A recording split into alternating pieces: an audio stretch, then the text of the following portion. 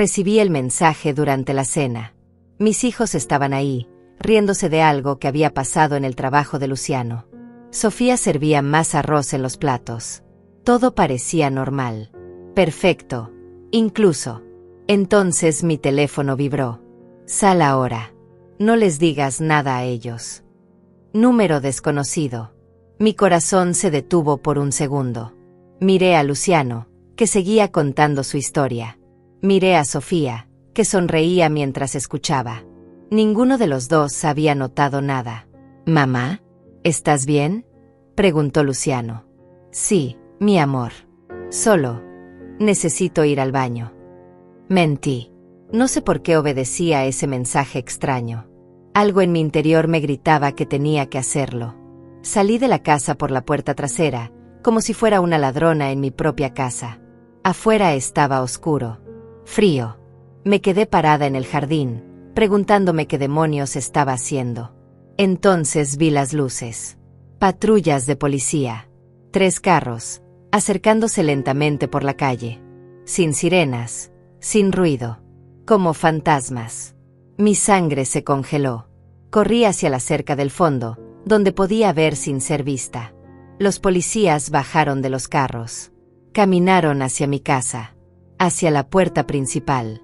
Tocaron. Escuché la voz de Luciano desde adentro. «¿Quién es?» «Policía. Necesitamos hablar con usted». Lo que pasó después. Dios mío. Lo que escuché me partió el alma en pedazos. «Señor, recibimos una denuncia. Su madre, Rosalía García, está siendo víctima de maltrato familiar. Tenemos información de que ustedes la están obligando a firmar documentos, que la mantienen aislada, que controlan su dinero». Silencio. Luego la voz de Sofía, nerviosa. «Eso es mentira. Mi suegra está perfectamente bien. Está aquí, cenando con nosotros. Podríamos hablar con ella». «Claro, por supuesto. Mamá. Mamá». Los escuché buscándome por toda la casa, gritando mi nombre, preocupados, desesperados. Pero yo ya sabía la verdad. Alguien había hecho esa denuncia. Alguien que sabía lo que estaba pasando en mi casa. Alguien que se había dado cuenta de lo que yo misma había estado negando durante meses. Me quedé ahí, escondida detrás de los arbustos, viendo cómo mi hijo mentía a la policía, viendo cómo mi nuera actuaba como la víctima inocente. «Señor, necesitamos que nos acompañe a la estación para aclarar este asunto». «Pero mi madre». «La encontraremos. Por ahora, usted viene con nosotros». Vi cómo se llevaron a Luciano esposado. Vi cómo Sofía lloraba en la puerta, gritando que todo era un malentendido. Cuando las patrullas se fueron, me quedé sola en el jardín. Sola con la verdad que había estado evitando durante tanto tiempo. Mi propio hijo. Mi propia sangre. Me había estado robando. Regresé a la casa por la puerta trasera. Sofía estaba en la sala, hablando por teléfono con alguien. Su voz había cambiado completamente. Ya no era la nuera dulce y preocupada. «No, escúchame bien. La vieja se escapó. No sé cómo, pero se escapó. Tenemos que actuar rápido antes de que hable con alguien». «Vieja». Me llamó vieja. Me quedé ahí, parada en la puerta de la cocina, escuchando cómo planeaba mi propia destrucción. «Sí, sí, los papeles están listos. Solo necesitamos su firma y ya.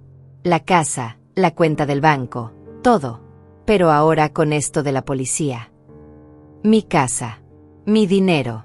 Todo lo que había trabajado durante 50 años». Sofía colgó el teléfono y se volteó. Me vio ahí parada. Su cara se puso blanca como papel. «Rosalía, no sabía que habías regresado».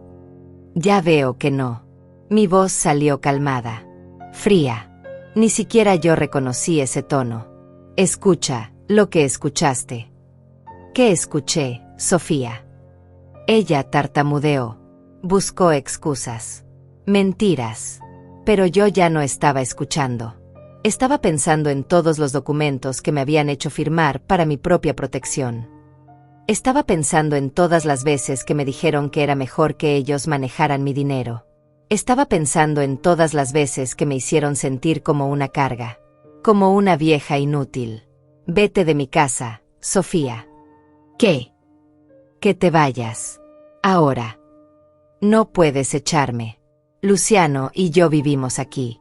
Tenemos derechos. Derechos. Esa palabra me quemó por dentro.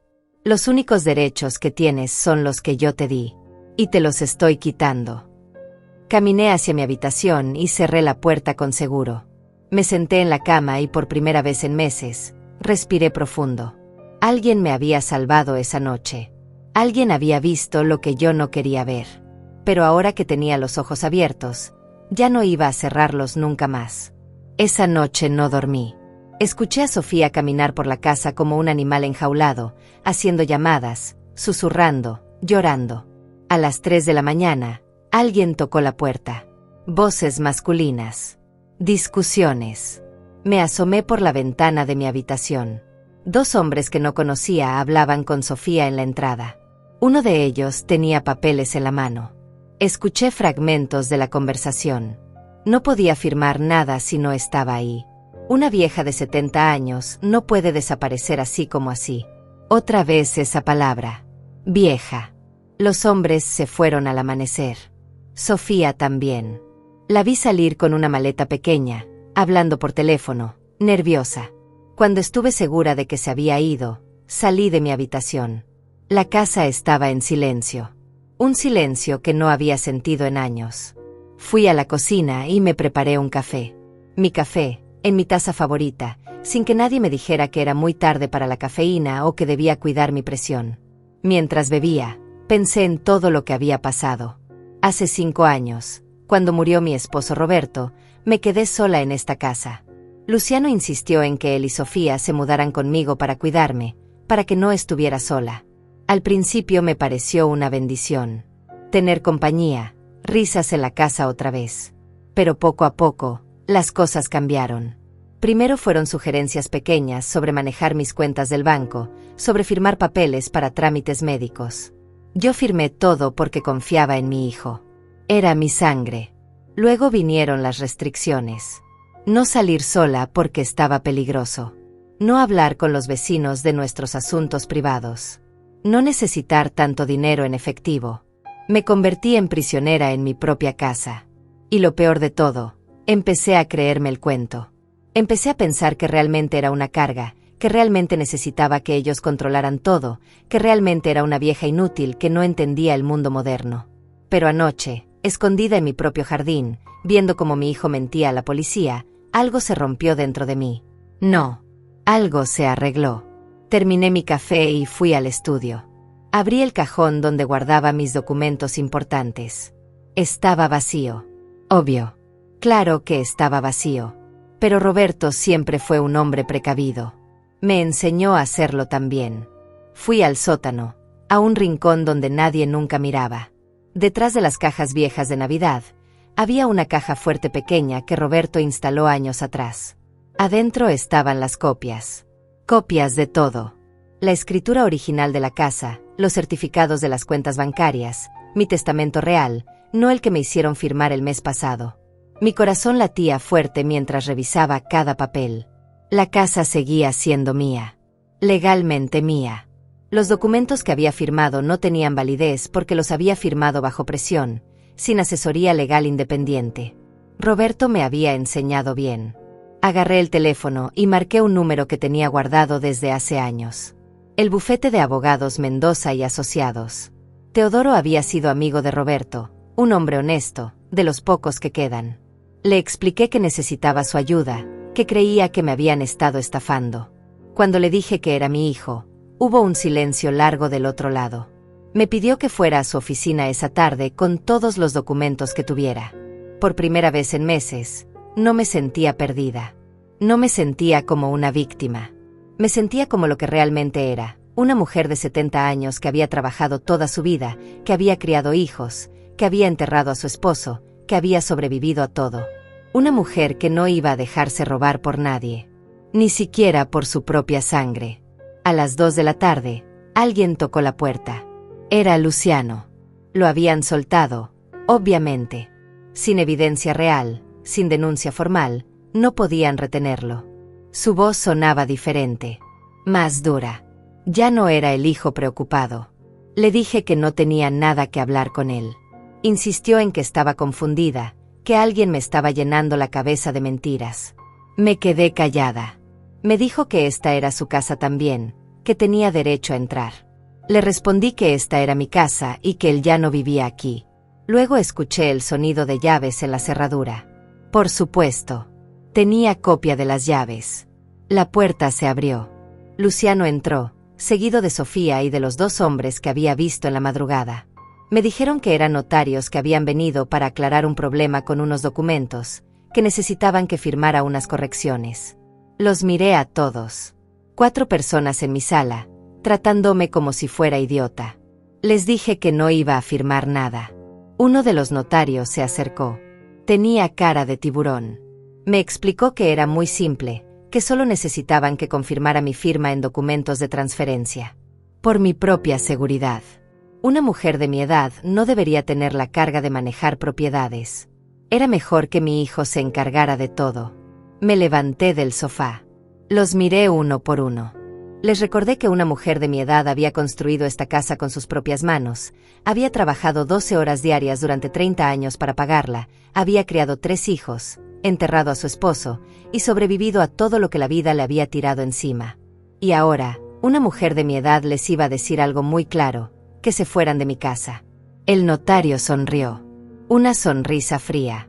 Me dijo que me temía que ya no tenía autoridad para echarlos, que según esos documentos.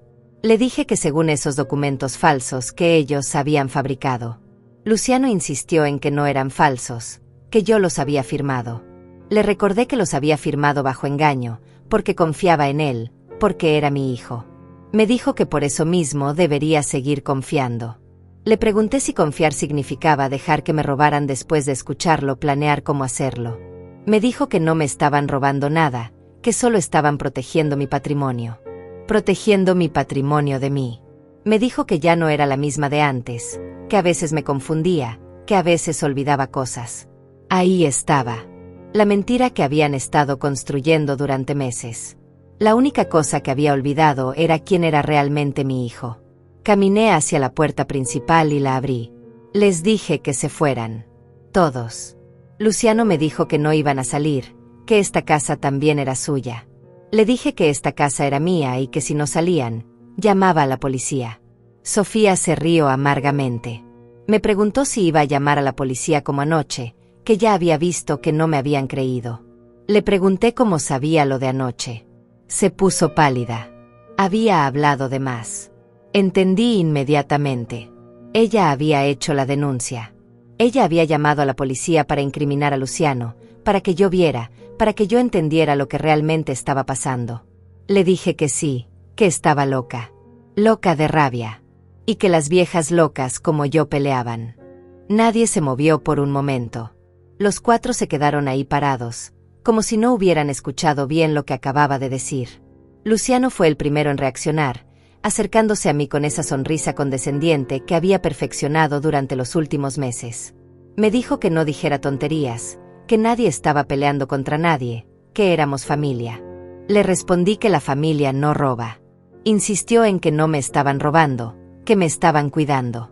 Le pregunté si llamarme vieja inútil a mis espaldas era cuidarme. Sofía se puso nerviosa.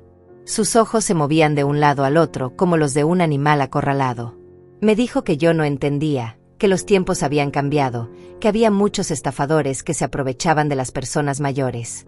Le respondí que tenía razón, que había muchos estafadores, y algunos vivían en mi propia casa. El notario de cara de tiburón se impacientó. Me dijo que estábamos perdiendo tiempo, que o firmaba esos documentos por las buenas, o tendrían que buscar otras alternativas legales. Le pregunté qué alternativas. Me explicó que una mujer de mi edad, viviendo sola, con episodios de confusión mental, podían considerar una evaluación psiquiátrica. Por mi propia protección, por supuesto. La sangre se me heló en las venas. Ahí estaba la amenaza real. Si no cooperaba, me declararían mentalmente incapaz. Le pregunté sobre esos episodios de confusión mental. Me dijo que mi hijo les había contado sobre mis lapsos, los olvidos, las veces que me perdía en la casa, las conversaciones con personas que no existían. Miré a Luciano, mi propio hijo, inventando mentiras sobre mi salud mental. Le pregunté si les había dicho eso. Me respondió que era la verdad, que últimamente estaba muy confundida. Le recordé que ayer mismo estaba hablando sola en el jardín. Le dije que no estaba hablando sola, que estaba escuchando cómo me traicionaba. Me dijo que ahí estaba otra vez, las paranoias, los delirios. Me quedé callada por un momento. Entendí su estrategia. Todo lo que dijera en mi defensa lo usarían como evidencia de mi supuesta locura. Pero ya no era la misma mujer asustada de hace 2 días. Les dije que estaba bien, que entendían perfectamente, que entendía que necesitaba protección legal. Todos se relajaron un poco. Luciano me dijo que sabía que entendería. Le dije que entendía perfectamente, pero que necesitaba protección legal contra ellos. Caminé hacia el teléfono y marqué el número de Teodoro. Contestó al segundo timbre. Le dije que estaba en casa y tenía visitas no deseadas, que necesitaba que viniera ahora. Me preguntó si estaba en peligro. Le dije que estaba en peligro de que me robaran. Colgué el teléfono. Los 4 me miraban con caras muy diferentes a las de hace 5 minutos. Les dije que no podían impedir que tuviera asesoría legal. Luciano me dijo que por supuesto que no, pero que no era necesario, que éramos familia. Le dije que las familias no necesitaban notarios falsos para robarse entre sí. El notario de cara de tiburón se ofendió, insistiendo en que era un notario certificado con credenciales en orden. Le dije que sus credenciales tal vez estuvieran en orden, pero sus intenciones no. Sofía se acercó a Luciano y le susurró algo al oído. Él asintió. Me dijeron que iban a esperar afuera hasta que llegara mi abogado, para que viera que no tenía nada que esconder. Les dije que no se fueran a la acera, que se fueran de mi propiedad completamente. Luciano me dijo que estaba bien, que nos íbamos, pero que esto no se iba a quedar así. Le respondí que no se iba a quedar así, que se iba a resolver legalmente. Los 4 salieron de mi casa, pero no se fueron. Los vi por la ventana, parados en la acera, hablando en grupos de 2, haciendo planes. Me senté en mi sofá y esperé a Teodoro. Por primera vez en meses, estaba sola en mi casa sin sentir miedo. Sin sentir que tenía que esconderme o pedir permiso para moverme. Esta era mi casa, mi espacio, mi santuario. Y nadie me lo iba a quitar. Teodoro llegó 30 minutos después. Un hombre de 60 años, canoso, con los ojos más honestos que había conocido en mi vida. Me preguntó si estaba bien. Le dije que ahora sí.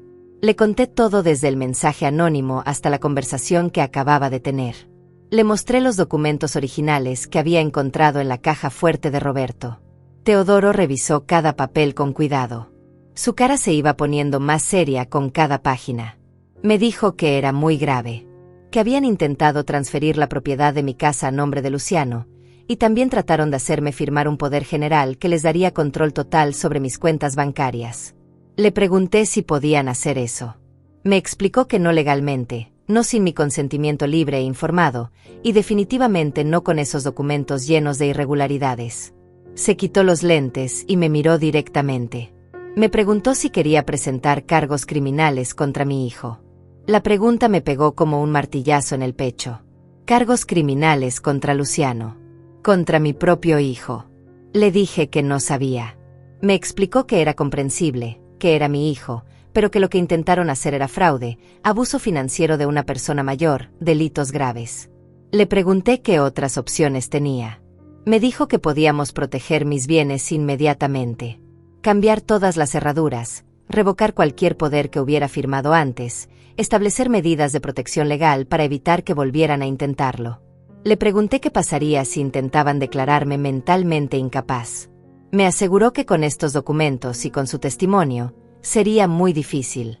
Además, podíamos solicitar una evaluación psiquiátrica independiente que demostrara mi plena capacidad mental. Me quedé callada, pensando. Le pregunté cuánto dinero había en mis cuentas. Revisó unos papeles y me dijo que según los últimos estados que tenía ahí, aproximadamente $250,000 entre la cuenta de ahorros, los certificados de depósito y la pensión acumulada. No podía creer lo que escuchaba. Luciano me había dicho que apenas teníamos para los gastos básicos, que por eso necesitaba que él manejara todo. Me había mentido. Tenía suficiente dinero para vivir cómodamente el resto de mi vida. Sentí como si me hubieran quitado un peso enorme de los hombros. No era pobre. No era una carga. No dependía de nadie. Le pregunté qué necesitaba hacer. Me explicó el plan. Primero, ir al banco mañana temprano para cambiar todas las contraseñas y autorizaciones. Segundo, contratar un cerrajero para cambiar todas las cerraduras de la casa. Tercero, revisar mi testamento para asegurar que reflejara realmente mis deseos. Le pregunté qué pasaría después. Me dijo que después esperaríamos a ver qué hacían ellos, y estaríamos preparados para cualquier cosa. Tocaron la puerta. Era Luciano otra vez. Gritó desde afuera que ya se había ido mi abogado, que podíamos hablar tranquilos. Le grité que no se había ido, que seguía ahí. Teodoro se acercó a la puerta y le dijo que era el abogado de la señora García, que ella no deseaba hablar con él en ese momento. Luciano le preguntó quién era él para impedir que hablara con su madre. Teodoro le respondí que era su representante legal, y que ella había expresado claramente que no deseaba recibir visitas. Hubo silencio del otro lado de la puerta, luego escuchamos pasos alejándose. Teodoro me preguntó si estaba preparada, porque esto apenas estaba comenzando. Le pregunté si estarían dispuestos a llegar muy lejos. Miré por la ventana. Luciano y Sofía estaban subiendo a su carro, pero no se iban. Se quedaron ahí, esperando. Le dije a Teodoro que sí, que estaba preparada. Pero no tenía idea de lo que vendría después. No tenía idea de hasta dónde estarían dispuestos a llegar para conseguir lo que querían. Esa noche no pegué el ojo. Cada ruido me despertaba. Cada sombra que pasaba por la ventana me ponía en alerta. A las 3 de la mañana, escuché que alguien intentaba abrir la puerta trasera. Me levanté sin hacer ruido y me asomé por la ventana de mi habitación. Era Luciano, mi propio hijo, tratando de entrar a mi casa como un ladrón en la madrugada. Probó con sus llaves. Obviamente no funcionaron. Teodoro había traído un cerrajero esa misma tarde y habíamos cambiado todas las cerraduras. Lo vi caminar alrededor de la casa, revisando las ventanas. Intentó forzar la ventana de la cocina. Agarré el teléfono y marqué el número de emergencias. 911. ¿Cuál es su emergencia? Hay alguien tratando de entrar a mi casa por la fuerza. ¿Conoce a la persona? Me quedé callada por un segundo. Sí, es mi hijo. ¿Su hijo? ¿Vive él en la casa? No, ya no. Señora, está usted en peligro inmediato. Miré por la ventana otra vez. Luciano había dejado de intentar con las ventanas y ahora estaba hablando por teléfono con alguien. No lo sé. Enviamos una patrulla inmediatamente. Colgué y me quedé vigilando desde la ventana. Luciano terminó su llamada y se fue, como si hubiera sabido que había llamado a la policía. 5 minutos después llegó la patrulla. Los oficiales tocaron la puerta. Les expliqué la situación. Tomaron nota de todo. Me dijeron que podía presentar una denuncia formal si quería. Señora, ¿tiene usted algún lugar seguro donde quedarse esta noche? Esta es mi casa. No me voy a ir. Entendemos, pero tal vez sería más prudente. No me voy de mi casa. Se fueron, pero me dijeron que iban a pasar por la zona durante la noche para vigilar. Al día siguiente, Teodoro llegó temprano. ¿Cómo pasaste la noche? Le conté sobre la visita nocturna de Luciano. Su cara se puso seria. Rosalía, esto está escalando. Ya no es solo una cuestión de dinero. Ahora están dispuestos a usar intimidación. ¿Qué sugieres? Que aceleremos todo. Vamos al banco ahora mismo. Fuimos en el carro de Teodoro. Durante todo el camino, tuve la sensación de que nos seguían. Un carro plateado se mantuvo 2 carros atrás de nosotros desde que salimos de mi casa. En el banco, el gerente nos recibió con cara de preocupación. Señora García, me da mucho gusto verla. Su hijo estuvo aquí ayer, muy preocupado porque usted no aparecía. Mi hijo estuvo aquí. Sí. Dijo que usted había tenido un episodio de confusión y que se había perdido. Quería revisar sus cuentas para ver si había hecho alguna transacción extraña. Miré a Teodoro. ¿Le dieron acceso a mi información? No, no. Por supuesto que no. No sin su autorización directa. Pero se veía muy angustiado. Seguramente. Señor, intervino Teodoro, necesitamos cambiar todas las autorizaciones de esta cuenta. Revocar cualquier acceso que haya sido otorgado previamente. Incluso el del hijo. Especialmente el del hijo. El gerente se veía confundido, pero hizo lo que le pedimos. Cuando terminamos, mis cuentas estaban completamente protegidas. Solo yo podía acceder a ellas. ¿Hay algo más que necesite saber, señora García? Sí. ¿Cuántas veces ha venido mi hijo a preguntar por mis cuentas? El gerente revisó su computadora. En los últimos 6 meses, aproximadamente una vez por semana. Una vez por semana. Sí. Siempre preguntando lo mismo. Los balances, las transacciones, si usted había hecho movimientos extraños. Salimos del banco en silencio. Teodoro, ¿cómo sabía Luciano que íbamos a ir al banco hoy? No lo sabía. Probablemente fue coincidencia. Pero cuando llegamos a mi casa, Luciano ya estaba ahí esperándonos. Mamá, tenemos que hablar. Ya hablamos ayer. No. Ayer hablaste con extraños.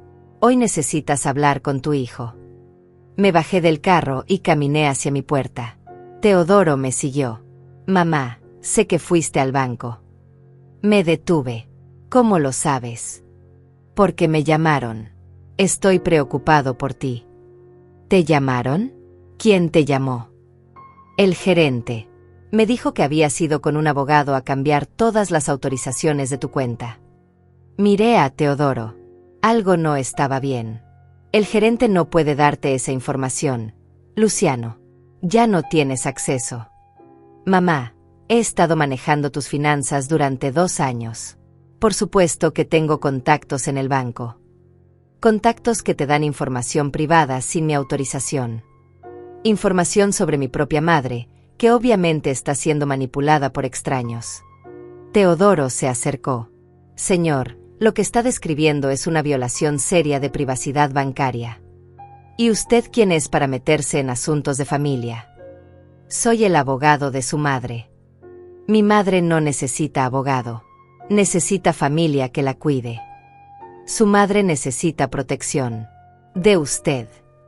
Luciano se rió. Una risa sin humor. ¿Protección de mí? Yo soy quien la ha cuidado durante años. Yo soy quien se sacrificó para venir a vivir con ella cuando se quedó sola. Te sacrificaste. Repetí sus palabras. Sí, mamá. Dejé mi apartamento, cambié mi vida, todo para cuidarte. Para robarme. Para protegerte de ti misma. De mí misma. Mamá, últimamente has estado muy confundida. Tomas decisiones extrañas. Confías en gente que no conoces. Señaló a Teodoro. Como él. Teodoro es amigo de tu padre desde hace 20 años. Era amigo de papá. Papá está muerto. Las cosas cambian. Me quedé callada. Sus palabras me dolieron más de lo que quería admitir. Luciano, le dije finalmente, ¿cuánto dinero hay en mis cuentas? ¿Por qué preguntas eso? Solo responde. Mamá, no es importante la cantidad exacta. Lo importante es que esté seguro. Teodoro me dijo que tengo $250,000.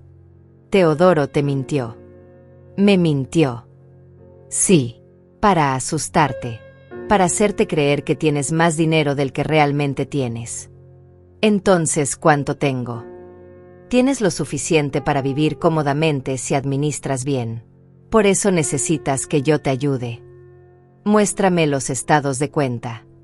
Mamá, no traje los papeles. Entonces vamos a buscarlos. No es necesario que veas esos números confusos. Solo te van a preocupar. Números confusos. Sí, mamá. Tú nunca fuiste buena con las matemáticas. Me quedé parada ahí, escuchando a mi hijo decirme que era demasiado estúpida para entender mi propio dinero. Teodoro, le dije sin quitar los ojos de Luciano, tú tienes una copia de mis estados de cuenta. Sí, Rosalía. Muestra celos a mi hijo. Teodoro sacó los papeles de su portafolio. Aquí están los balances más recientes. Luciano los miró. Su cara cambió de color. Estos números están mal. No están mal, dijo Teodoro. Están certificados por el banco. Mamá, alguien está manipulando tus cuentas. Sí, le dije. Alguien las ha estado manipulando durante meses. Alguien que tenía acceso a ellas. Yo nunca. Luciano, ¿dónde está el dinero que falta? ¿Qué dinero que falta? Hace 6 meses tenía $300,000. Ahora tengo 250,000. ¿Dónde están los otros 50,000? Silencio. Luciano, ¿dónde están mis $50,000? Mamá, ese dinero se fue en gastos. Comida, servicios, mantenimiento de la casa. $50,000 en 6 meses de gastos básicos. La vida está cara, mamá. Teodoro, le dije, ¿cuánto cuesta mantener una casa como la mía durante 6 meses? Aproximadamente $8,000, incluyendo todo. Miré a Luciano. ¿Dónde están los otros $42,000? Mi hijo, mi propia sangre, me miró a los ojos y me mintió una vez más. No sé de qué estás hablando, mamá. Estás confundida. En ese momento entendí algo terrible. No se iba a detener. No importaba cuánta evidencia tuviera. No importaba cuántos abogados trajera. Luciano iba a seguir mintiendo, robando, manipulando, hasta que ya no quedara nada que robar. Esa noche, después de que Luciano se fuera con más mentiras en la boca, me senté en la cocina con una taza de té y tomé la decisión más difícil de mi vida. No iba a seguir peleando con él. No iba a seguir tratando de hacerlo entender. No iba a seguir esperando que mi hijo recordara quién era su madre. Iba a actuar. Al día siguiente llamé a Teodoro. Necesito que vengas. Tengo un plan. ¿Qué tipo de plan? Un plan para terminar con esto de una vez por todas. Teodoro llegó 1 hora después. Se veía preocupado. Rosalía, ¿qué estás pensando? Estoy pensando que mi hijo no va a parar hasta que se quede con todo. Entonces le voy a dar exactamente lo que quiere. No te entiendo. Quiere mi casa. Quiere mi dinero. Quiere controlar mi vida. Sí. Pues se va a quedar sin nada. Teodoro se quitó los lentes y me miró con cuidado. Rosalía, estás pensando en desheredarlo. Estoy pensando en algo más radical que eso. Le expliqué mi plan. Teodoro me escuchó en silencio, moviendo la cabeza de vez en cuando. Es legal, dijo finalmente. Pero es muy drástico. La situación es drástica. ¿Estás segura? Nunca he estado más segura de nada en mi vida. Está bien. Pero necesitamos hacer todo correctamente. Sin errores. Porque una vez que empecemos, no hay vuelta atrás. No quiero vuelta atrás. Esa tarde empezamos a trabajar. Teodoro trajo a un contador, a un valuador de propiedades, y a otro abogado especialista en bienes raíces. Evaluamos la casa. Revisamos todas mis cuentas. Calculamos el valor total de mi patrimonio. La casa valía $400,000. Con el dinero en el banco, tenía un patrimonio total de casi $700,000. Es mucho dinero, Rosalía, me dijo Teodoro. ¿Estás segura de que quieres hacer esto? Es mi dinero. Es mi vida. Es mi decisión. Sí, pero... Teodoro, durante 70 años he trabajado para tener lo que tengo. Durante 5 años he dejado que otros me digan qué hacer con lo mío. Se acabó. Entiendo, pero piensa en las consecuencias. Ya pensé. Las únicas consecuencias que me importan son recuperar mi dignidad. Esa noche, mientras Teodoro preparaba los documentos, yo preparé mi alma. Me senté en la sala donde había criado a mis hijos, donde había celebrado cumpleaños, navidades, graduaciones, donde había llorado cuando murió Roberto. Esta casa tenía 50 años de recuerdos, 50 años de vida, pero también tenía los últimos 5 años de mentiras, humillaciones y traiciones. Y ya no podía vivir con eso. Al día siguiente, Luciano apareció otra vez. Como si tuviera un radar para saber cuando yo estaba tomando decisiones importantes. Mamá, necesitamos hablar. Ya no tenemos nada de qué hablar, Luciano. Sí tenemos. Vine a disculparme. Eso me sorprendió. ¿A disculparte? Sí. He estado pensando en lo que dijiste ayer. Tienes razón. He estado muy controlador. He estado tomando decisiones sin consultarte. Me quedé callada, esperando. Quiero que sepas que todo lo que he hecho ha sido por amor, porque me preocupo por ti. Por amor. Sí, mamá, por amor. Robarme $50,000 es amor. No te robé nada. Usé ese dinero para mejorar la casa, para pagar gastos médicos tuyos, ¿Para qué, Luciano? Para cuidarte. Muéstrame los recibos. ¿Qué recibos?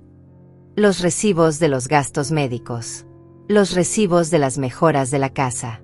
Los recibos de todo ese dinero que gastaste cuidándome. Silencio. Mamá, no guardé todos los recibos. No guardaste recibos de $50,000. Algunos se perdieron. Luciano, ¿dónde está mi dinero? Ya te expliqué. No me explicaste nada. Me dijiste mentiras. Se acercó a mí. Puso sus manos en mis hombros. Mamá, estoy preocupado por ti. Creo que deberías ver a un doctor. ¿A un doctor? Sí, un especialista. Alguien que pueda ayudarte con la confusión. ¿Qué confusión? Mamá, últimamente dices cosas que no tienen sentido. Acusas a tu propia familia de cosas terribles. Te escondes de nosotros. Hablas con abogados extraños. Teodoro no es extraño. Lo conoces desde que eras niño. Era diferente antes. Ahora lo están usando para manipularte. ¿Quién me está manipulando? No lo sé. Alguien que se quiere aprovechar de ti. Alguien que te está llenando la cabeza de ideas locas. Me solté de sus manos. Ideas locas como que tengo derecho a mi propio dinero. Ideas locas como que tu familia te quiere robar. Luciano, ¿tú crees que estoy loca? Creo que estás confundida. Creo que necesitas ayuda. ¿Qué tipo de ayuda? Ayuda profesional. Tal vez necesites estar en un lugar donde te puedan cuidar mejor. Ahí estaba. La amenaza final. Si no cooperaba, me iban a internar. Un lugar como donde. Como una residencia. Un lugar bonito, con enfermeras, con otros adultos mayores. Un asilo. No es un asilo, mamá. Es un lugar de cuidado especializado. ¿Y quién va a decidir que necesito estar ahí? Los doctores. Y la familia. Tú. Si es necesario, sí. Me quedé parada ahí, mirando a mi hijo. El bebé que había cargado durante 9 meses. El niño que había enseñado a caminar, a hablar, a leer. El joven que había mandado a la universidad. El hombre que había celebrado cuando se casó.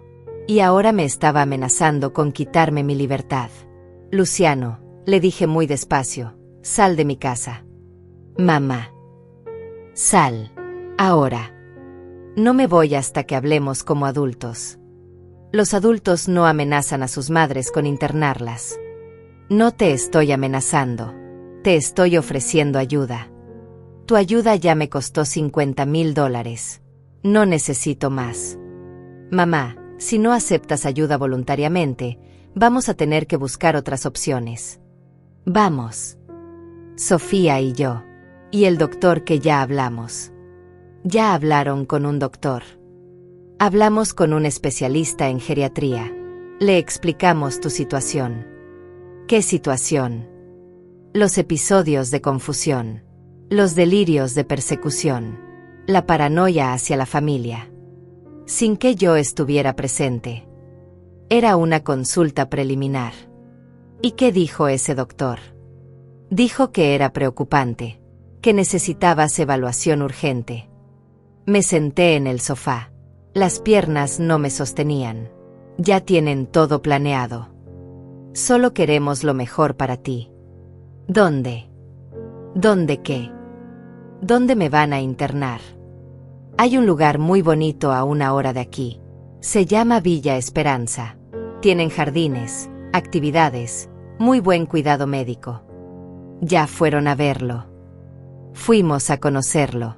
Solo por si acaso. ¿Cuánto cuesta?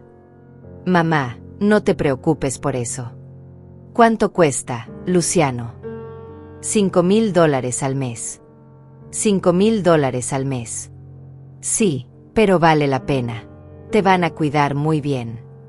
¿Y quién va a pagar esos $5,000 mensuales? Tú seguro. Y, bueno, tendríamos que usar parte de tus ahorros. Mis ahorros.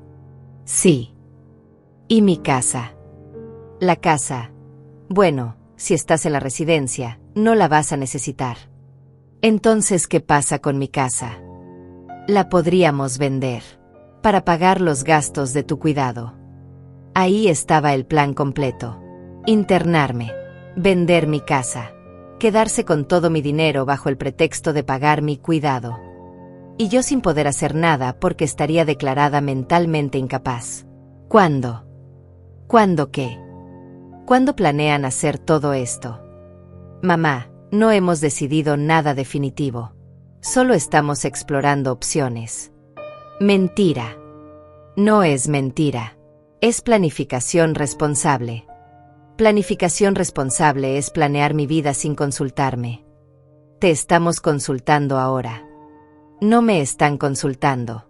Me están informando. Mamá, por favor. Trata de entender. Solo queremos cuidarte. Me levanté del sofá. Luciano, ya entendí todo perfectamente. Sí. Sí. Entendí que tengo que actuar rápido. ¿Actuar cómo? Ya lo vas a ver. ¿Qué significa eso? Significa que se acabó el tiempo de las conversaciones. Mamá, no hagas nada imprudente. Imprudente como defenderme de mi propio hijo. Imprudente como tomar decisiones importantes sin pensarlas bien. Las he pensado muy bien, Luciano. Durante meses. ¿Qué decisiones? Ya lo vas a saber. Caminé hacia la puerta y la abrí. Ahora sal de mi casa. Y no vuelvas hasta que yo te invite. Mamá. Sal. Se fue, pero antes de irse se volteó hacia mí. Mamá, espero que reconsideres. Por tu propio bien. Cerré la puerta y me recosté contra ella. Por mi propio bien. Todo lo que habían hecho había sido por mi propio bien. Pero ya se habían acabado los bienes para mí. Ahora venía la parte difícil. La parte que me iba a doler más a mí que a ellos. Pero era la única manera de ganar. Al día siguiente llegó Teodoro con todos los documentos listos. Nunca había estado más segura de una decisión en mi vida. Cada firma me dolía, pero también me liberaba. Todo estaría listo en 1 semana, tal vez menos. Esa tarde sonó el teléfono. Un número desconocido. Señora García, habla el doctor Mendoza del Centro de Evaluación Geriátrica. Su hijo solicitó una evaluación domiciliaria para usted. Se me helaron las venas. Una evaluación domiciliaria. Mi familia había reportado episodios de confusión, paranoia, comportamiento errático.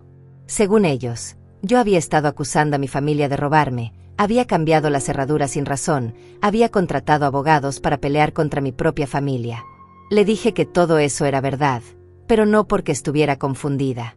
El doctor insistió en que era importante evaluarme para determinar si podía seguir viviendo sola de manera segura. Si me negaba, mi familia podía solicitar una orden judicial. Colgué el teléfono y llamé inmediatamente a Teodoro. Ya habían empezado. No teníamos 3 días como habíamos planeado. Necesitaba que terminara los trámites al día siguiente. Esa noche no dormí nada. A las 6 de la mañana sonó el timbre. Era Luciano, acompañado de Sofía y de un hombre con bata blanca. Buenos días, mamá. Te traje al doctor Mendoza. No iba a hablar con ningún doctor. Luciano insistió en que era por mi propio bien, pero mi propio bien lo decidía yo. El doctor se presentó, dijo que solo querían asegurarse de que estaba bien. Le respondí que estaba perfectamente bien, que mi familia estaba preocupada por mi dinero, no por mi salud. Ve. Ahí están otra vez las acusaciones, le dijo Luciano al doctor. El doctor quería hablar en privado, pero me negué. No confiaba en él porque venía con ellos. Cuando le pregunté quién pagaba sus honorarios, se puso incómodo. Era el seguro de la familia, el mismo que manejaba mi hijo. Sofía me pidió que no hiciera las cosas más difíciles. Le pregunté más difíciles para quién. Para todos, dijo. Para mí era muy fácil, no quería ser evaluada, no necesitaba ser evaluada. Luciano amenazó con buscar ayuda legal, una orden judicial para que me evaluaran. El doctor explicó que en casos donde había preocupaciones familiares legítimas, el tribunal podía ordenar una evaluación obligatoria. Después determinarían si podía seguir viviendo independientemente. Me quedé callada por un momento. Luego les dije que tenían razón. Todos se sorprendieron. Sí, necesitaba cuidado especializado, pero no del tipo que ellos pensaban. ¿Qué tipo de cuidado, mamá? Cuidado legal. Protección legal. Contra ustedes. Les expliqué que ya sabía todo su plan. La evaluación psiquiátrica, la declaración de incapacidad, el internamiento, la venta de mi casa. Luciano dijo que estaba paranoica, pero yo estaba informada. Por primera vez en meses, estaba completamente clara sobre lo que tenía que hacer. Luciano se acercó y me pidió que no dijera tonterías. Le respondí con preguntas directas. ¿Era tontería que me hubieran robado $50,000? ¿Era tontería que ya hubieran escogido el asilo? ¿Era tontería que ya hubieran calculado cuánto ganarían vendiendo mi casa? Todo lo habían hecho pensando en mi bienestar. Mintió. Le pregunté si era mi bienestar o el de ellos. Me volteé hacia el doctor Mendoza. Le pregunté si sabía que estas personas me estaban robando. Me pidió evidencia. Le dije que tenía toda la que necesitaba. Mi hijo había gastado $50,000 sin mi autorización, habían falsificado documentos, habían planeado internarme sin mi consentimiento. El doctor miró a Luciano, quien negó todo. Dijo que yo estaba confundida. Me reí amargamente. Le pregunté al doctor si sabía qué era lo que más me confundía. Que mi propio hijo pensara que era idiota. Luciano insistió en que no pensaban que fuera idiota, que me trataban con cuidado porque me amaban. Les pregunté si robar era amor, si mentir era amor, si traicionar era amor. Negaron todo. Les dije que entonces teníamos definiciones muy diferentes de lo que era el amor. Caminé hacia la puerta y la abrí. Le dije al doctor que podía irse, que no iba a ser evaluada. Luciano me advirtió que esto no se iba a quedar así. Le respondí que no se iba a quedar así, que ya había tomado mi decisión. Antes de irse, Luciano se volteó. Esperaba que reconsiderara antes de que fuera demasiado tarde. Le dije que ya era demasiado tarde para arrepentirse. Cerré la puerta y llamé a Teodoro. Le dije que tenía que terminar todo ese día, no tenía más tiempo. Mañana sería demasiado tarde. Me senté en mi sofá. En unas horas, todo habría terminado. Luciano iba a entender que había subestimado completamente a su madre. Durante toda mi vida había sido una mujer que resolvía problemas en silencio. Cuando Roberto perdió el trabajo, no hice drama, busqué trabajo extra. Cuando los niños se enfermaron, no entré en pánico, encontré soluciones. Cuando Roberto murió, no me derrumbé, seguí adelante. Ahora tenía el problema más grande de mi vida. Mi propio hijo tratando de robarme todo lo que había trabajado durante 70 años. Y lo iba a resolver de la misma manera que había resuelto todo lo demás. En silencio, con determinación y sin miedo a las consecuencias. Esa tarde Teodoro regresó con más papeles. Todo estaba avanzando según el plan. Los valuadores habían terminado su trabajo. Los contadores habían revisado todas las cuentas. Los abogados habían preparado todos los documentos. ¿Estás completamente segura de esto, Rosalía? Teodoro, he estado segura desde el momento en que escuché a mi hijo planear cómo robarme. Pero las consecuencias de no hacer nada son peores. Una vez que firmemos estos últimos documentos, No hay vuelta atrás. ¿Cuántas veces me vas a preguntar lo mismo? No quiero vuelta atrás. Firmé los últimos papeles. Mis manos temblaban un poco, no de miedo, sino de anticipación. Durante meses me había sentido como una víctima. Durante meses había permitido que otros controlaran mi vida. Pero eso se había acabado. Ahora era mi turno de tomar control. Esa noche, por primera vez en semanas, dormí profundamente. Sabía que al día siguiente mi vida cambiaría para siempre. Sabía que Luciano y Sofía recibirían la sorpresa más grande de sus vidas. Y sabía que, sin importar lo que pasara después, habría recuperado lo más importante, mi dignidad. Al día siguiente desperté con una calma extraña. Era como si hubiera estado cargando un peso enorme durante meses y finalmente me lo hubiera quitado de los hombros. Sabía que en pocas horas todo cambiaría para siempre. Teodoro llegó a las 9 de la mañana con el último grupo de documentos. Su cara reflejaba una mezcla de respeto y preocupación. Creo que nunca había visto a una mujer de 70 años tomar una decisión tan radical. Los últimos papeles están listos, me dijo. Solo necesito tu firma final y todo quedará en movimiento. ¿Cuánto tiempo tenemos antes de que sea oficial? 48 horas máximo. Una vez que presente estos documentos en el tribunal, ya no se puede detener. Perfecto. Firmé sin dudar. Mi firma se veía firme, decidida. Nada de temblores, nada de dudas. Era la firma de una mujer que sabía exactamente lo que estaba haciendo. Rosalía, ¿has pensado en cómo vas a decirles? No voy a decirles nada. Se van a enterar solos. ¿Estás segura de que esa es la mejor manera? Teodoro, ellos no me dijeron nada cuando planearon robarme. Yo tampoco les voy a decir nada cuando me defienda. Después de que Teodoro se fue, me senté en la cocina con una taza de café y pensé en todo lo que había pasado. 5 años atrás, cuando Roberto murió, yo era una viuda vulnerable que necesitaba ayuda.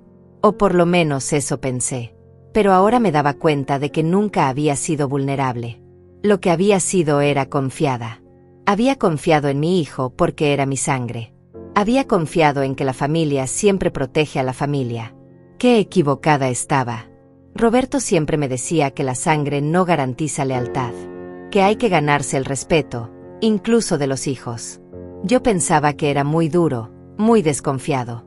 Ahora entendía que era realista. A las 2 de la tarde llegó una sorpresa. Tocaron la puerta y era Nayeli, mi vecina de al lado. Una mujer de mi edad que siempre había sido muy discreta, muy respetuosa. Rosalía, espero no molestarte. Para nada, Nayeli. Pasa. Necesito hablar contigo sobre algo importante. Se veía nerviosa, como si no supiera cómo empezar. ¿Qué pasa? Es sobre tu hijo. Se me tensaron los músculos. ¿Qué pasa con Luciano? Ayer vino a mi casa. Me preguntó cosas extrañas sobre ti. ¿Qué tipo de cosas? Si te había visto comportarte raro. Si hablabas sola. Si te veías confundida cuando salías al jardín. ¿Y qué le dijiste? Le dije la verdad. Que siempre te veo perfectamente bien. Que eres la mujer más lúcida que conozco. ¿Cómo reaccionó? Se puso molesto. Me dijo que tú habías estado inventando historias sobre la familia. Que tal vez yo no me había dado cuenta de tu confusión porque solo te veía de vez en cuando. Nayeli se acercó más a mí. Rosalía, tu hijo te está causando problemas.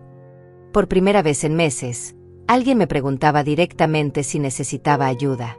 Alguien que no tenía ningún interés en mi dinero, ninguna agenda oculta. Sí, Nayeli, me está causando muchos problemas. ¿Qué tipo de problemas?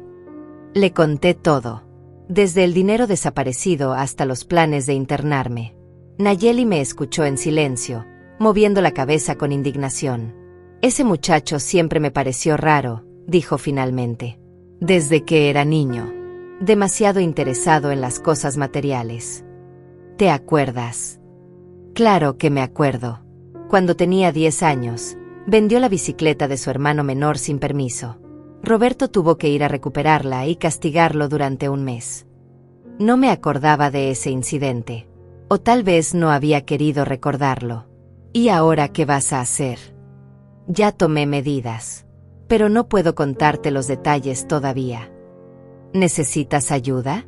¿Necesitas un lugar donde quedarte si las cosas se ponen feas? Gracias, Nayeli. Pero puedo manejar esto. ¿Estás segura? Completamente segura. Después de que Nayeli se fue, me quedé pensando en su oferta. Era reconfortante saber que tenía aliados, que no estaba completamente sola en esto. Pero también me confirmó algo importante. Si Luciano estaba visitando a los vecinos para buscar evidencia de mi supuesta confusión mental, significaba que el plan de internarme estaba más avanzado de lo que pensaba. No tenía tiempo que perder. Esa noche llamé a Teodoro. Ya presentaste los documentos. Los presento mañana a primera hora. No se pueden presentar hoy. Rosalía, el tribunal ya cerró. Pero mañana temprano, lo prometo. Está bien. Pero hazlo a primera hora. Pasó algo. Luciano está visitando a los vecinos. Está construyendo un caso para declararme mentalmente incapaz. ¿Qué tipo de preguntas está haciendo? Si me ven confundida, si hablo sola, si me comporto raro. ¿Y qué le están diciendo? Nayeli le dijo la verdad, que estoy perfectamente bien. Eso es bueno. Sí, pero me preocupa que esté buscando otros vecinos, gente que tal vez no me conoce tan bien. Rosalía, aunque encontrara a alguien que dijera algo negativo, no es suficiente para una declaración de incapacidad. Necesita evidencia médica. Ya tiene un doctor dispuesto a evaluarme. Un doctor que ni siquiera te ha examinado. Un doctor que él está pagando. Exacto. Por eso no va a tener credibilidad en un tribunal. ¿Estás seguro? Estoy seguro. Pero de todas maneras, mañana presentamos todo y ya no importará lo que haga. Colgué el teléfono y me preparé para lo que podría ser mi última noche tranquila en mucho tiempo. Al día siguiente, Teodoro cumplió su promesa. A las 8 de la mañana me llamó para confirmar que todos los documentos habían sido presentados oficialmente. Ya está, Rosalía. Ya no hay vuelta atrás. Perfecto. ¿Cuándo se van a enterar? Esta tarde. Tal vez mañana por la mañana. ¿Cómo se van a enterar? Van a recibir notificaciones oficiales. Por correo certificado y por mensajero. Y después. Después tendrán que decidir qué hacer. A las 3 de la tarde estaba en el jardín regando las plantas cuando vi llegar el camión de mensajería. El chofer tocó la puerta, entregó un sobre grande, y se fue. 30 minutos después llegó otro mensajero. Y después otro. Desde mi ventana podía ver los sobres acumulándose en la puerta de la casa de al lado, donde ahora vivían Luciano y Sofía temporalmente mientras resolvían mi situación. A las 5 de la tarde vi llegar el carro de Luciano. Bajó corriendo, recogió todos los sobres, y entró a la casa. 15 minutos después salió corriendo otra vez, subió al carro, y se fue a toda velocidad. Una hora después regresó con Sofía y con otro hombre que no reconocí. Tal vez un abogado. Los vi discutir en la entrada durante varios minutos. Hacían gestos exagerados, señalaban hacia mi casa, parecían muy agitados. Finalmente, los tres caminaron hacia mi puerta. Tocaron con fuerza. Mamá, abre la puerta. Tenemos que hablar. No tenemos nada de qué hablar. Sí tenemos. Recibimos unos documentos legales que no entendemos. Yo sí los entiendo. Mamá, por favor. Solo queremos aclarar una confusión. No hay ninguna confusión. Según estos papeles, estás haciendo algo muy drástico. Estoy haciendo algo muy necesario. Mamá, por favor abre la puerta. Podemos resolver esto. Ya está resuelto. Escuché susurros del otro lado. Alguien hablando por teléfono. Voces nerviosas. Mamá, trajimos a un abogado. Dice que todavía podemos detener esto si actúas rápido. No quiero detener nada. Mamá, ¿entiendes lo que estás haciendo? Entiendo perfectamente. ¿Entiendes las consecuencias? Las entiendo y las acepto. Más susurros. Más llamadas telefónicas. Mamá, este abogado dice que puedes cambiar de opinión hasta mañana al mediodía. No voy a cambiar de opinión. Ni siquiera vas a escuchar nuestras razones. Ya escuché sus razones durante 5 años. Mamá, por favor. Te lo suplicamos. Ahora me suplican. Sí, te suplicamos que reconsideren. Como yo les supliqué que no me robaran. Silencio. Como les supliqué que me respetaran. Más silencio. Como les supliqué que me trataran como a su madre y no como a una enemiga. Mamá. Ya es demasiado tarde para súplicas. Los escuché alejarse de la puerta, pero no se fueron. Se quedaron en el jardín, hablando en voz baja con el abogado. Me asomé por la ventana y los vi hacer más llamadas. Parecían desesperados. Y tenían razón en estar desesperados. Porque lo que acababan de descubrir iba a cambiar sus vidas para siempre. Y ya no había nada que pudieran hacer para detenerlo. Esa noche no se fueron. Los vi por la ventana, acampados en el jardín como soldados en territorio enemigo. Luciano caminaba de un lado al otro hablando por teléfono. Sofía lloraba sentada en las escaleras. El abogado revisaba papeles con una linterna. A las 11 de la noche tocaron la puerta otra vez. La voz de Luciano sonaba diferente. Ya no era autoritaria ni condescendiente. Sonaba asustada. Me dijeron que habían hablado con 3 abogados diferentes y todos les habían confirmado que lo que estaba haciendo era completamente legal, que tenía todo el derecho. Por supuesto que era legal. Por eso lo había hecho. Ahora querían entender por qué había llegado a ese extremo. Ofrecían devolverme todo el dinero, pedirme perdón, respetar mi casa, cancelar los planes de internamiento. Prometían que podíamos empezar de nuevo, que podíamos resolver todo como familia. Les dije que ya era demasiado tarde para querer todas esas cosas. Que las había querido hace 5 años, hace 1 año, hace 1 mes. Pero cuando las quería, ellos me habían ignorado, mentido, robado. Ahora ya no se podía arreglar porque ya no confiaba en ellos, ya no los respetaba, y ya no los amaba como antes. Luciano insistió en que éramos familia. Le respondí que la familia no roba. Que tenían 5 años para cambiar y no lo hicieron porque entendían perfectamente lo que hacían, solo que no les importaba. Se quedaron afuera hasta muy tarde, susurrando, haciendo llamadas, planeando estrategias que ya no les servirían de nada. Al día siguiente Teodoro llegó temprano preguntándome cómo me sentía. Tranquila, le dije. Me preguntó por última vez si quería cambiar de opinión, que todavía tenía hasta el mediodía. Le recordé que era mi decisión y que las consecuencias de no hacer nada también iban a ser permanentes. A las 10 de la mañana llegó un carro que no reconocí. Bajaron 2 hombres de traje, caminaron hacia la casa de al lado donde estaban Luciano y Sofía, y tocaron la puerta. Los vi hablar durante varios minutos. Uno de los hombres tenía un portafolio lleno de documentos. Después de media hora, los hombres se fueron. Luciano y Sofía se quedaron parados en la entrada, mirando los papeles que les habían entregado. Sofía se sentó en el suelo y empezó a llorar otra vez. Luciano arrugó los papeles y los tiró al suelo, pero después los recogió y se los llevó adentro. A las 11:30 vinieron a mi puerta una última vez. Ya no tocaron fuerte como antes. Fue un toque suave, casi tímido. Luciano me dijo que acababan de recibir la notificación final. Que en 30 minutos todo sería oficial y ya no habría manera de detenerlo. Me suplicó que reconsiderara, que pensara en todas las navidades que habíamos pasado juntos, en todos los momentos felices que habíamos compartido como familia. Le respondí que yo había pensado en todo eso durante 5 años mientras ellos me robaban. Que había recordado cada abrazo que le había dado cuando era niño mientras él planeaba cómo quitarme mi casa. Que había pensado en todo el amor que le había dado mientras él me trataba como una vieja estúpida. Me preguntó dónde iba a vivir después de esto. Le dije que eso ya no era su problema. Me preguntó cómo iba a sobrevivir. Le dije que había sobrevivido 70 años sin su ayuda, que podía sobrevivir el resto de mi vida de la misma manera.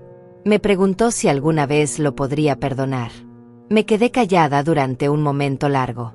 Luego le dije que tal vez con el tiempo podría perdonarlo, pero que nunca podría olvidar.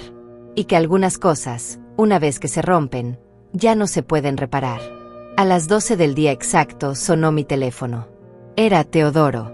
Ya está hecho, Rosalía. Es oficial.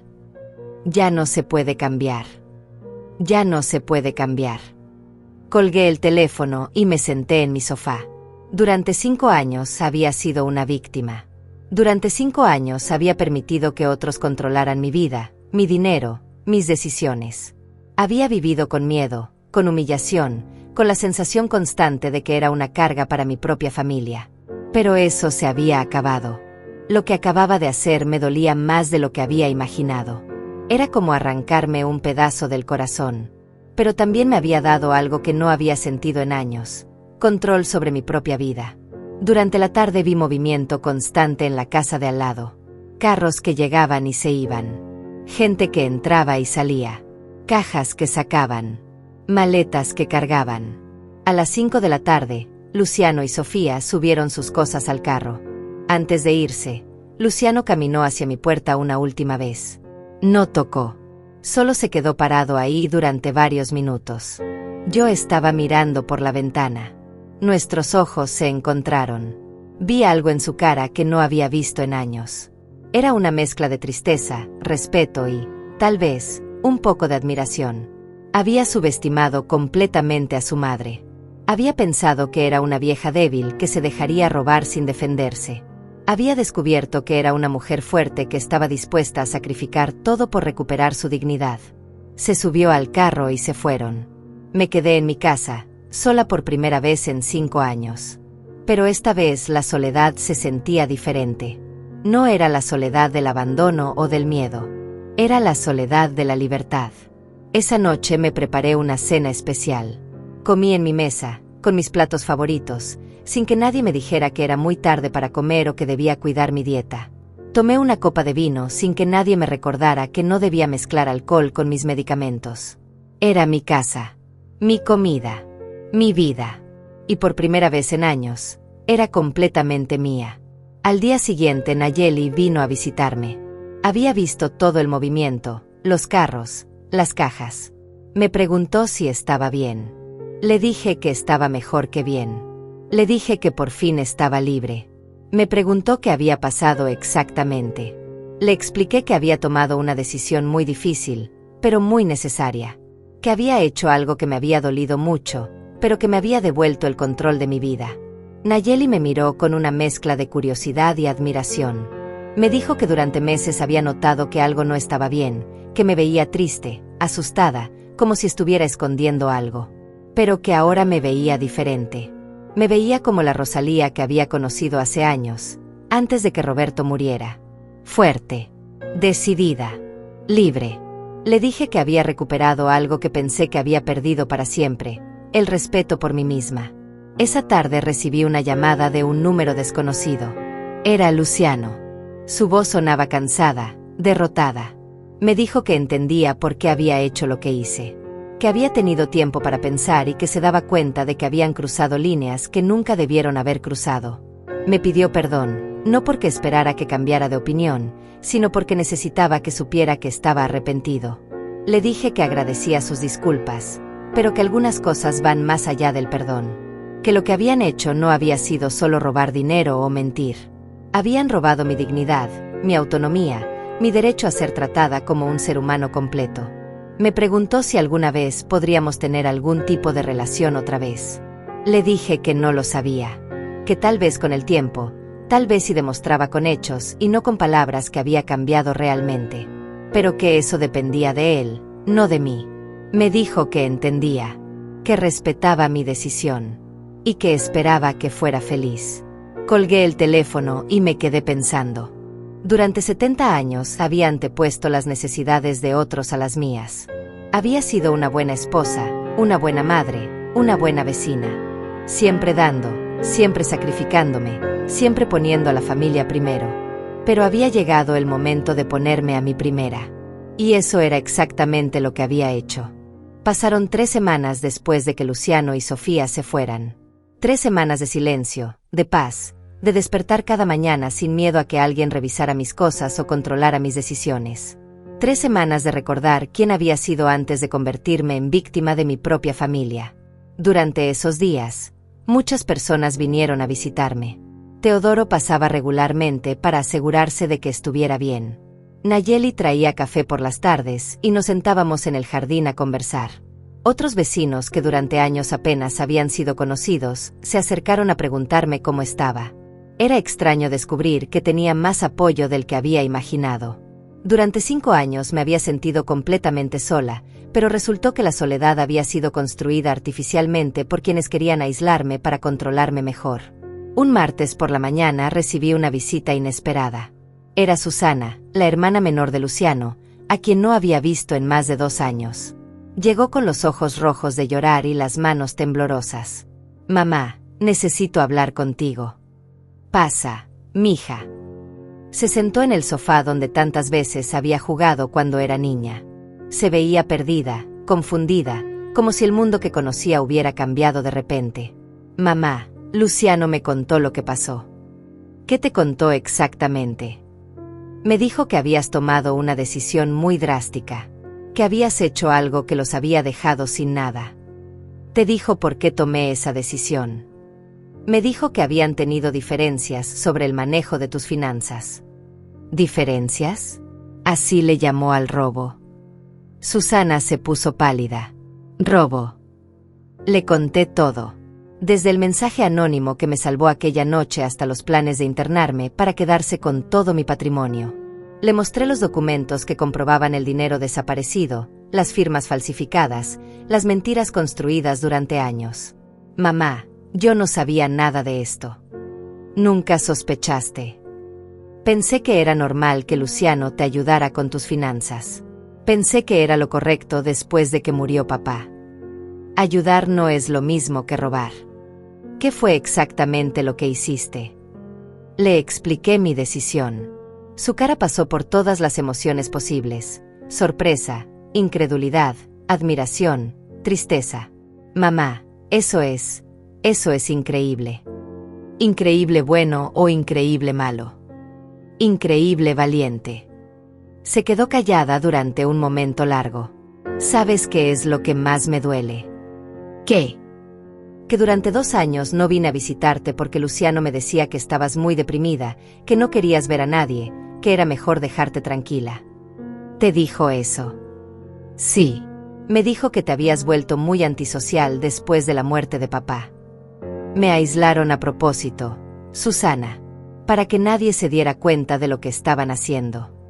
Puedes perdonarme por no haber venido». «No tienes nada que perdonarte. A ti también te mintieron.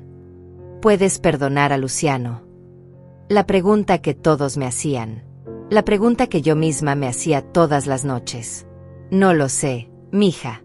El perdón es algo que se construye con el tiempo. Y con hechos, no con palabras». «¿Qué va a pasar ahora?». «Ahora voy a vivir». «¿Cómo?». «Como siempre debía haber vivido. Libre». Susana se quedó conmigo toda la tarde. Cocinamos juntas, algo que no habíamos hecho en años. Me ayudó a reorganizar algunos muebles.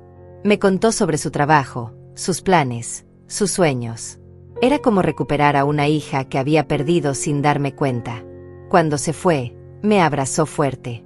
«Mamá, estoy orgullosa de ti». «¿Por qué?».